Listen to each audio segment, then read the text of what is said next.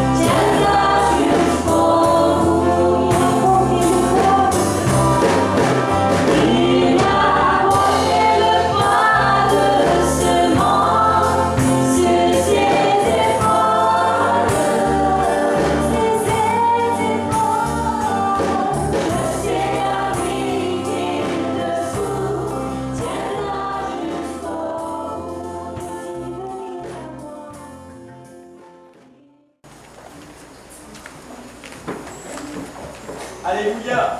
Alléluia. Gloire à Jésus. On est heureux d'être dans sa présence. Parce que c'est lui qui est ici. Et parce que l'évangile, c'est sa puissance. L'évangile, c'est la puissance de Dieu. Dieu a tant aimé le monde, mais il a été tellement puissant. Vous savez que l'amour, c'est plus fort que tout. L'amour, c'est plus fort que tout. Tu peux dire à ton mari ce soir, ou à ton tanné, hein, c'est comme ça qu'on dit, t'as bien fait de venir ce soir, mon chéri.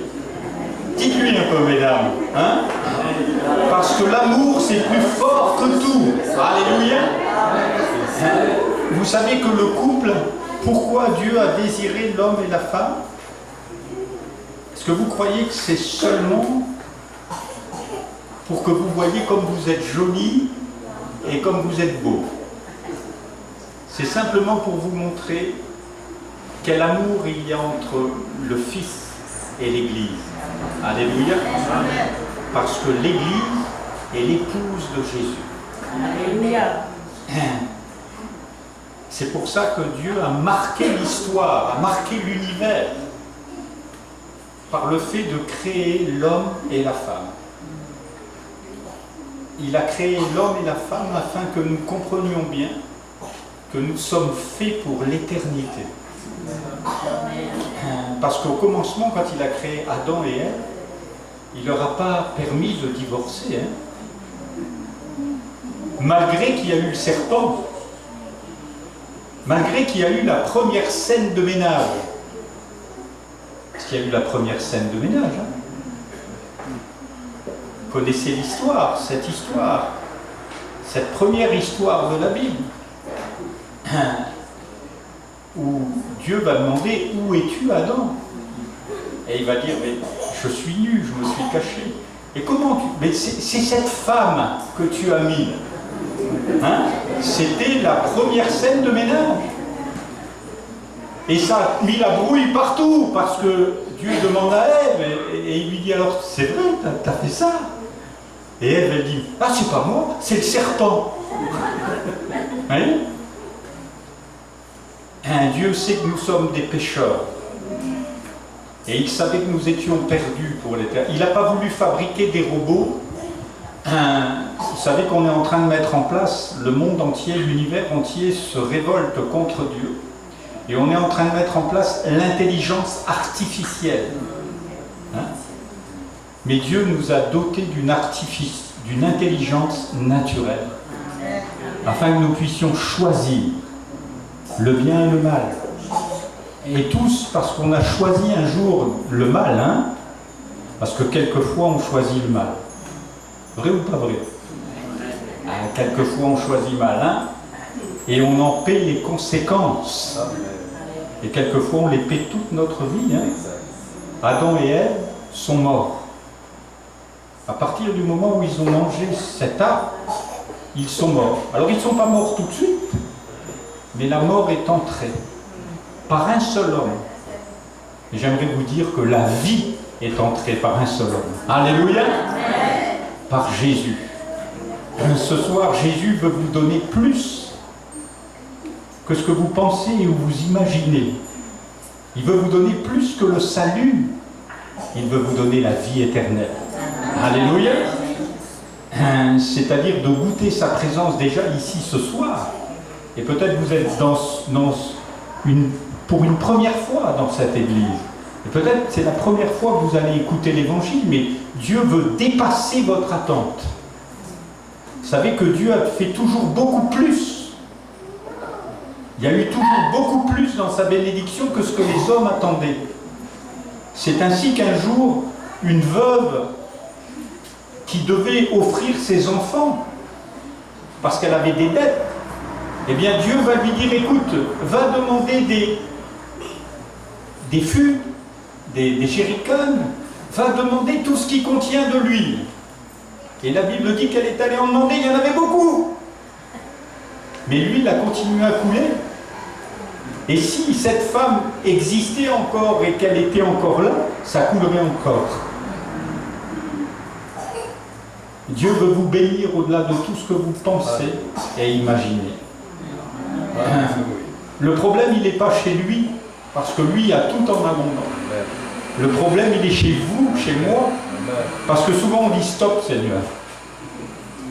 On ne peut pas plus. Mais Dieu peut toujours plus. Amen. Alors j'aimerais ouvrir votre Bible dans cet évangile de puissance, dans l'évangile de Marc au chapitre 1er. On va lire plusieurs textes ce soir. On va lire dans Marc, mais on va les prendre en suivant. Et j'ai là dans ma Bible au verset 21, Marc 1, verset 21, ils se rendirent à Wainé. Vous êtes là aussi? Moi je mets la Bible au goût du jour. Hein. La Bible, c'est pas il y a 2000 ans, il est le même hier, aujourd'hui, éternellement. Ils se rendirent à Capernaum. Et le jour du sabbat, Jésus entra d'abord dans la synagogue et il enseigna. Ils étaient frappés de sa doctrine car il enseignait comme ayant autorité et non pas comme les scribes. Il se trouva dans leur synagogue un homme qui avait un esprit impur et qui s'écria: qu'y a-t-il entre nous et toi, Jésus de Nazareth? Tu es venu pour nous perdre. Je sais qui tu es, le Saint de Dieu. Jésus le menaça, disant: tais-toi et sors de cet homme. Et l'esprit impur sortit de cet homme en l'agitant avec violence et en poussant un grand cri. Tous furent saisis de stupéfaction, de sorte qu'ils se demandaient les uns aux autres: qu'est-ce que ceci? Une nouvelle doctrine? Il commande avec autorité même aux esprits impurs et ils lui obéissent. Et sa renommée se répandit aussitôt dans tous les lieux environnants de la Galilée. Amen. Alléluia. Nous allons continuer ce texte ensuite, mais j'aimerais vous conduire dans l'évangile de puissance ce soir. Parce que très souvent, on fait juste que parler. Et la Bible nous dit que Jésus était venu et bien sûr, il enseignait. Et si je suis d'accord pour l'enseignement, je suis d'accord pour un enseignement différent. La Bible dit que Jésus enseignait comme ayant autorité, non pas comme les scribes. Et bien sûr, j'aurais pu vous préparer ce soir une prédication avec 8 clés, 8 thèmes et ceci et cela. J'ai fait des études bibliques pendant des années, j'étais capable de vous mettre des choses, mais j'aimerais que Dieu prenne le relais ce soir. Et quelqu'un peut dire Amen. J'aimerais que ce soit Jésus qui vienne délivrer les captifs. Parce que c'est pour ça qu'il est venu, et pas pour autre chose. Et nous voulons réaliser que nous avons besoin plus que jamais d'un évangile de puissance. En parcourant les rues de Wainé, j'ai vu qu'il y a toutes sortes de dénominations. Les témoins de Jéhovah sont au coin des rues. Il y a toutes sortes de mormons aussi, avec qui j'ai pu parler aussi. Et je parle avec les uns et les autres. Je vois qu'il y a énormément de religions. Et j'aimerais que Jésus puisse proclamer sa puissance. Amen. Parce que ce n'est pas à une religion qu'il nous a appelés, mais c'est à sa puissance. Alléluia. L'apôtre Paul, parcourant les églises, pourra leur dire: je ne suis pas venu vers vous avec une parole de sagesse. C'était un pharisien, versé dans toutes les Écritures. Il connaissait les 150 psaumes par cœur. Il les avait appris dès son enfance. À l'école du dimanche, en ce temps-là, on apprenait les psaumes par cœur. Tous les soirs à la maison, les papas juifs, le soir de Shabbat, ouvraient la parole de Dieu et ils apprenaient aux enfants la Bible par cœur. Et ils connaissaient cette parole parce qu'ils savaient, tous les uns et les autres, qu'Israël serait persécuté. Ils savaient tous les uns et les autres qu'ils étaient en danger de mort. Et face à ça, ils n'avaient qu'une seule chose à saisir, c'était la parole écrite, la parole qu'il fallait mettre dans son cœur. Mais je voudrais vous dire que ce soir, la parole est vivante. Et elle veut entrer dans vos cœurs. Jésus est venu pour nous donner une vie intérieure. Il n'est pas venu pour nous communiquer une religion. Il n'est pas venu pour donner le choix dans les îles de devenir mormon ou témoin de Jéhovah ou ci ou là, ou catholique ou protestant. Il est venu révéler son amour. Et l'amour c'est fort comme la mort, dit l'Écriture. Amen. La mort ne recule pas. Elle vient et elle prend une jeune maman. Elle prend un enfant. Mais l'amour est plus fort que la mort. Amen. L'amour a vaincu la mort dans la personne de Jésus. Oui, Jésus est mort. Et vous allez me dire, mais pasteur, l'évangile que vous prêchez, c'est l'évangile d'un mort. Oui, Christ est mort. Il est mort pour mon péché. Amen. Et ce soir, vous pouvez accepter qu'il est mort pour votre péché. Amen. Mais bien plus, il est ressuscité. Amen. Et il a manifesté la vie et l'immortalité. Pourquoi? Pour que ce soir, vous repartiez vivant. Alléluia. Amen. C'est ce que Dieu veut faire, c'est ce que cet évangile peut faire. C'est un évangile de puissance, c'est une démonstration de puissance et d'esprit. Amen. Au fond de votre cœur, vous le savez tous et vous êtes tous à la recherche du plus jeune. Et les plus jeunes cherchent, les plus âgés cherchent, les retraités cherchent. Nous sommes tous à la recherche du bonheur, de la joie. On cherche tous à améliorer quelque chose. J'aimerais vous dire que quand Christ remplit la vie, il n'y a plus besoin d'amélioration. La vie se remplit. Et Jésus a fait une promesse, vous allez rester là jusqu'à ce que vous soyez remplis du Saint-Esprit. Non pas pour que vous ayez une amélioration, parce que vous ne pouvez pas vous améliorer. Pendant des années, j'étais un jeune chrétien, je pensais que j'allais pouvoir m'améliorer. Un jour, Dieu m'a pris à part, il a dit, c'est que de l'orgueil. Tu ne pourras jamais t'améliorer. Mais moi, je peux te changer. Alléluia. Amen. Et Christ a changé ma vie. Je ne pouvais pas améliorer mon mariage. Vous savez, j'ai fait des cours, hein. J'amenais des bouquets de fleurs à ma femme, j'amenais ci, j'amenais... Il dit, mais tu te moques de moi? Je me suis marié avec toi parce que tu es un bouquet de fleurs à toi tout seul. Hein? Alors tu vas juste, au lieu d'avoir ta tête de citron vert, tu vas avoir la tête de Jésus maintenant. Alléluia. Hein, parce que le citron vert c'est bien pour le punch, hein, mais ce qu'on a besoin c'est de la tête de Jésus à la maison. Amen.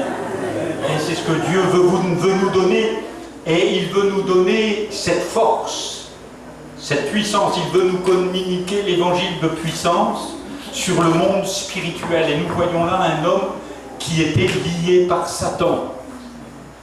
Et regardez où il est. Il est où ce gars? Dans une synagogue. Vous savez que Satan se cache le mieux dans les religions. Il est à l'aise dans les religions.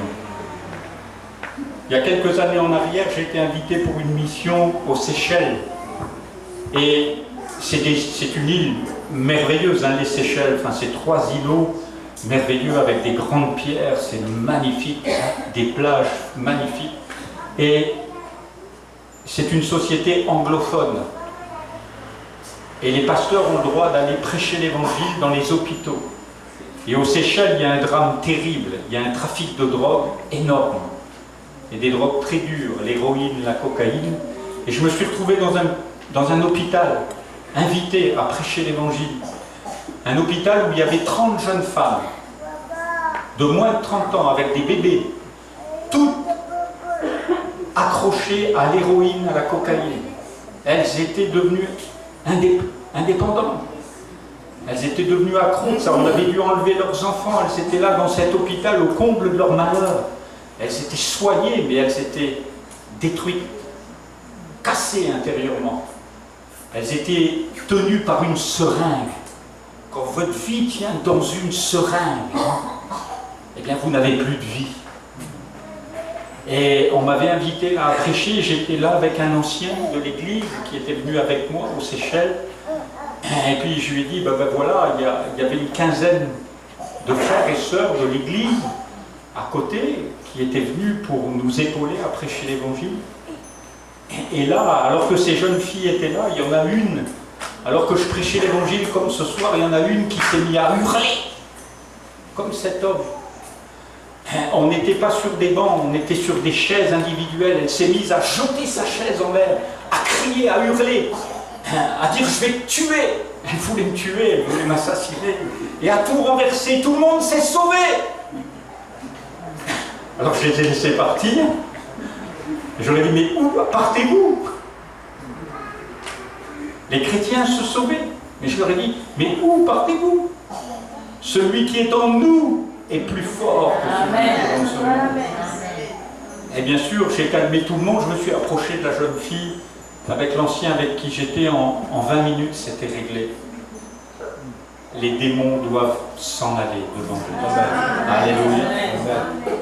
Et cette jeune fille qui était accro à l'héroïne et qui était dans cette cure de désintoxication a été ce soir-là délivrée de son héroïne. Mais plus encore, le démon qui la tenait, eh bien, a dû la lâcher. il a dû la libérer. Et cette jeune fille a pu se donner à Christ. Amen. Et avoir une vie transformée. Amen. Parce que celui qui est en nous est plus fort que celui qui est dans le monde. Parce que l'évangile que je prêche ce soir, c'est un évangile de puissance. Alléluia. Et Jésus a fait cette promesse, et vous recevrez une puissance, le Saint-Esprit, et vous serez mes témoins. C'est pour ça que je vous parle de cette jeune femme, parce que ce soir, Jésus veut encore délivrer.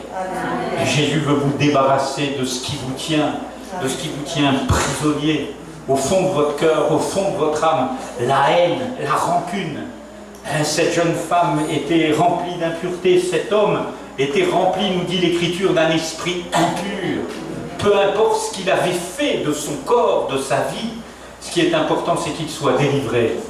Peu importe ce que vous avez vécu, ce que vous avez fait, l'inceste, le viol, le meurtre même, eh bien Jésus peut vous débarrasser de cette force de ténèbres qui vous tient lié.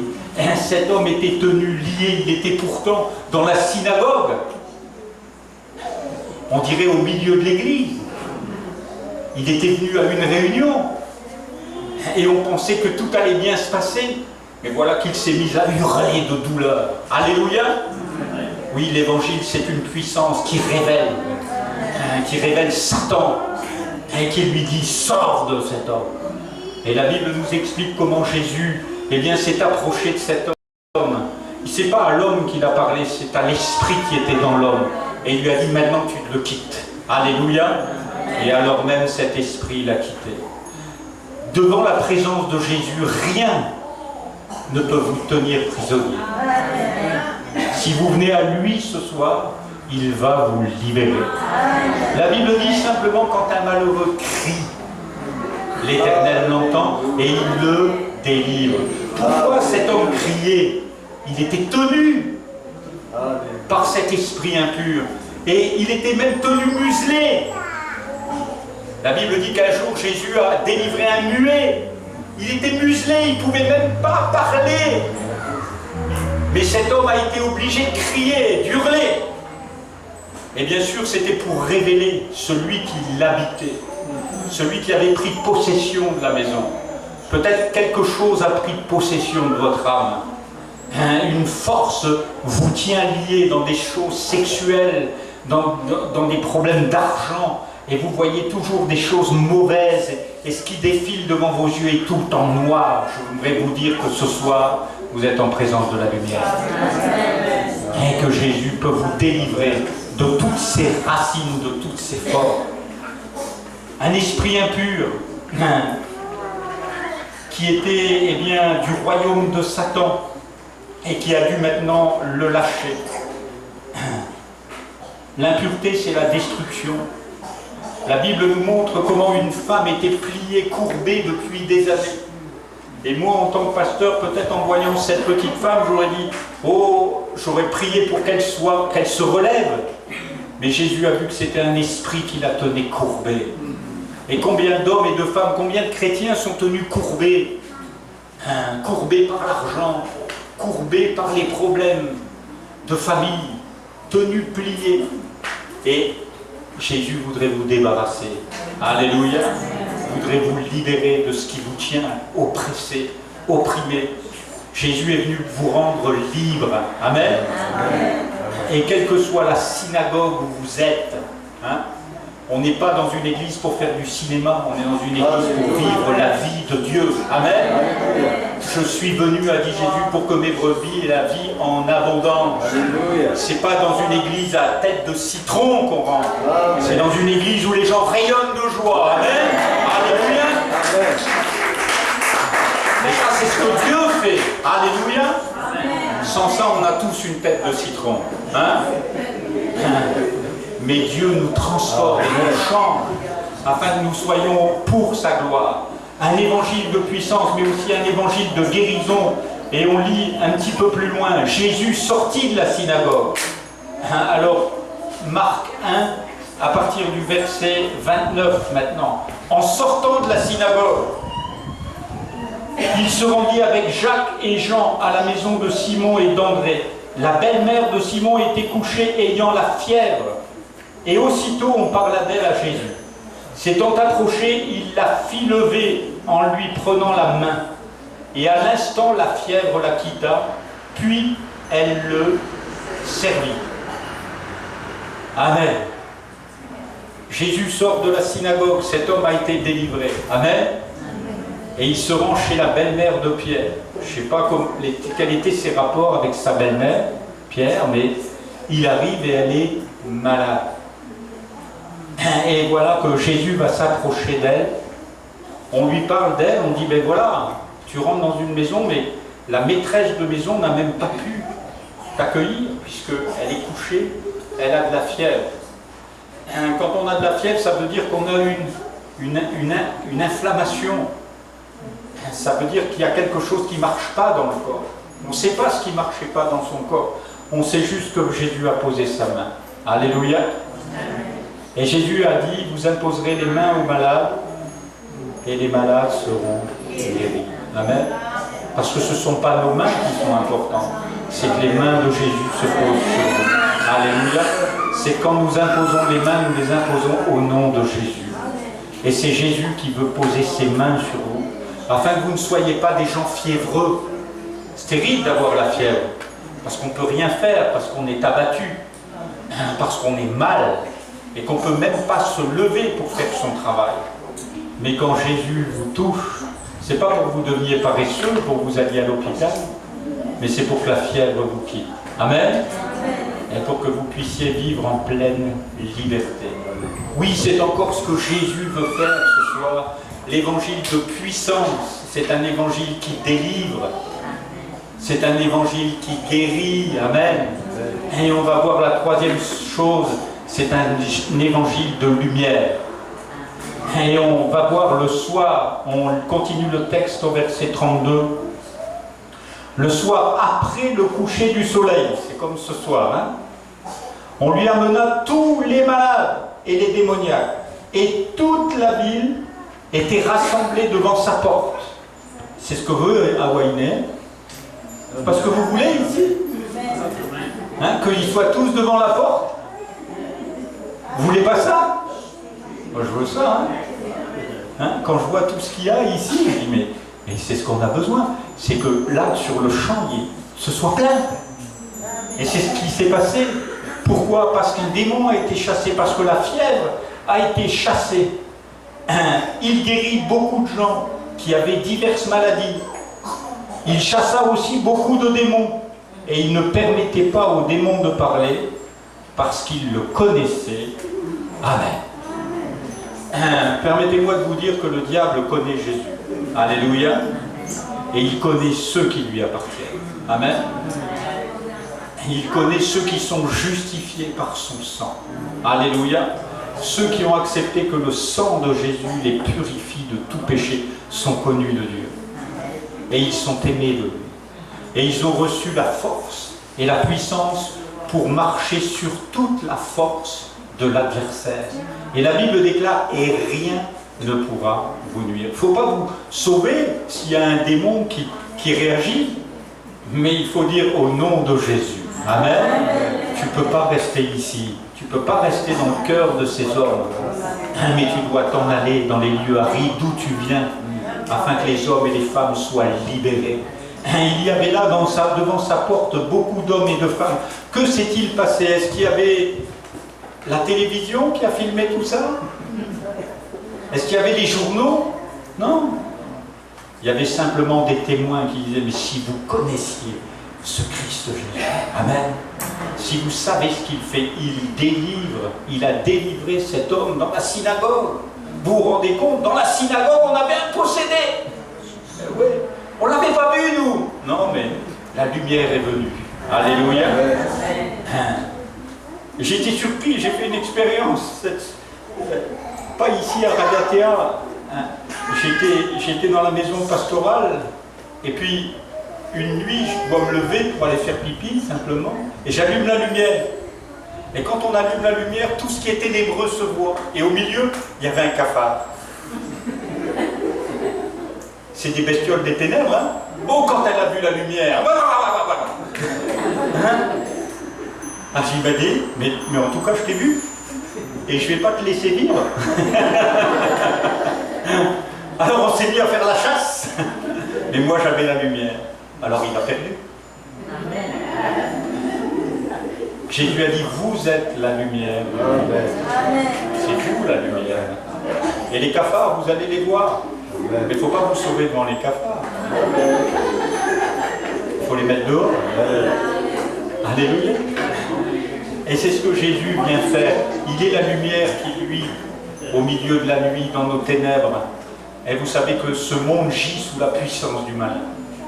De plus en plus, quand vous écoutez les informations et ce qui se passe dans le monde, vous voyez que c'est le mensonge qui règne. Et le diable est menteur dès le commencement, et père du mensonge. Plus les cafards sont gros, moins les gens les voient. Il y a des cafards comme ça, là, posés. Et ils disent, oh, ils croient que c'est un petit chien de compagnie. Mais l'Église doit voir. Amen. Alléluia. Doit reconnaître. La vérité vous affranchira. Amen.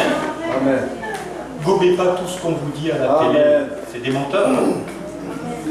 Gobez pas tous les chefs d'État qui vous disent qu'ils vous veulent du bien alors qu'ils veulent votre mort. Amen. Mais croyez en celui qui vous conduit à la vie éternelle. Alléluia. Lui vous veut vraiment du bien. Amen. Déjà du temps de Jésus, Hérode et tous ceux qui gouvernaient ne voulaient pas le bien du peuple. Ils voulaient plaire au peuple. Et quand le peuple a crié « Crucifie-le », ils ont crucifié Jésus. Ils n'ont pas hésité. Et ceux qui nous gouvernent maintenant, pareillement, n'hésiteront pas à crucifier la vérité. Mais nous voulons nous tourner vers la lumière. Jésus a dit « Je suis la lumière du monde. Celui qui me suit ne marchera pas dans les ténèbres. Mais celui qui me suit aura la lumière de la vie. » Amen. Est-ce que vous êtes dans la lumière? Ou est-ce que c'est encore flou? Peut-être je m'adresse à des gens qui ne savent pas encore tout ça. Et je voudrais m'adresser à vous ce soir et vous lancer un appel. Voulez-vous que Dieu allume la lumière? Voulez-vous voir clair dans votre vie sur l'état de votre cœur? Le cafard qui est dans votre cœur. Quelquefois nos cœurs sont pleins de cafards. Quelquefois, il y a plein de mensonges, plein d'hypocrisie. Dieu voudrait allumer la lumière, non pas pour t'accuser. Un jour, il a donné la lumière à une femme qui avait eu 5 maris. Et elle vivait avec un homme qui n'était même pas son mari. Mais il ne l'a pas accusé. Il a enlevé son cafard. C'était une femme qui avait un cafard terrible. Combien elle avait donné son affection à 5 maris. Combien elle avait certainement espéré en retour. Et il n'y avait rien qui avait marché. Et Jésus est venu mettre la lumière, pas l'accusation. Jésus dit, je ne mettrai pas dehors celui qui vient. On va tous s'incliner dans la prière, je vais faire une prière. Pour ceux qui viennent peut-être pour la première fois, moi je ne vous connais pas, je ne sais pas ça. Vous pouvez répéter après moi cette prière et être sauvé immédiatement. Vous savez, le salut, c'est immédiat. Amen. Si vous acceptez Jésus, c'est tout de suite. Il vient tout de suite. Il y a des choses qui vont se transformer petit à petit, mais le salut est instantané. Quand il sauve complètement. Après, il y a du boulot. C'est comme quand vous achetez une vieille baraque. Moi, un jour, Jésus, il a acheté le bonhomme que je suis. Et tout était en ruine. J'ai été sauvé en un instant. Amen. Il est encore occupé de refaire le plancher. Oui. Ça prend toute la vie à refaire un bonhomme. Amen. Mais j'ai été sauvé complètement. Amen. Amen. Et j'aimerais, pendant que tout le monde est en prière, maintenant on va fermer les yeux, vous lancer cette invitation. Et si vous n'avez pas encore accepté Jésus dans votre cœur, les jeunes, les moins jeunes, vous pouvez faire cette prière. Jésus, j'ai compris que tu es le sauveur du monde. Et j'ai compris que tu veux être mon sauveur. Et je veux te donner ma vie ce soir. Je ne veux pas continuer d'être prisonnier, esclave d'un démon. Je ne veux pas être dans la fièvre et la maladie. Je Je te remercie parce que tu es un sauveur, mais plus encore tu es la lumière. Et je te remercie de m'éclairer maintenant pour ma vie éternelle. Tu veux pas seulement que je sois heureux sur la terre avec ma femme ou avec mon mari, mais tu veux me donner la vie éternelle. Et je te remercie parce que tu la donnes instantanément à quiconque te demande. Béni sois-tu, Jésus, pour cette œuvre. Amen. Alors que j'ai prié maintenant pour la conversion, j'aimerais prier maintenant pour les malades. Ils imposeront les mains aux malades et les malades seront guéris. Alléluia. Je crois que Dieu veut restaurer, guérir. Les musiciens peuvent prendre place aussi. On va louer le Seigneur, adorer. Et si quelqu'un a un problème de santé, nous croyons que comme Jésus a enlevé la fièvre de cette femme et qu'elle a pu le servir, peut-être quelqu'un voudrait tellement le servir, mais il ne peut plus. J'ai plus la force. J'y arrive plus. Sachez que Dieu veut vous relever. Amen. Il veut vous relever complètement. Il y a de ça 1 an en arrière, j'ai perdu ma femme. Ça faisait 3 ans que je n'avais pas prêché. Et j'ai dit à Dieu, mais maintenant, plus jamais. Voilà, il y a des jeunes maintenant pour prêcher l'évangile. Tu enverras des jeunes. Et Dieu m'a dit, mais j'ai pas fini avec toi. Et je suis devant vous ce soir. Parce que je suis un homme qui a été guéri. Parce que j'ai été restauré. Et parce que je sais que mon Dieu est capable de vous restaurer. Amen. Alors si vous avez un besoin, approchez-vous de Dieu. Parce que c'est lui qui s'approche de vous ce soir. Amen.